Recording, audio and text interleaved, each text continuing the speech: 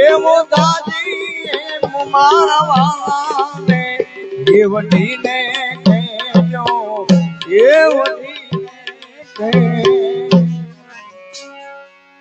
હે ઉદ્ધવજી મારા વાલાને વટીને કહેજો.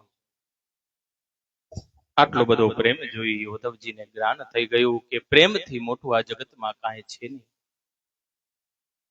અને ઉદ્ધવજીને આજ જાણ થઈ ગઈ, ગોપીઓની દશા જોઈ કે જગતનો નિયમ છે કે પ્રીત કીએ દુઃખ હોય. તમે કોઈને પ્રેમ કરો ને તો પ્રેમનું મૂળ છે દુઃખ જ છે. કારણ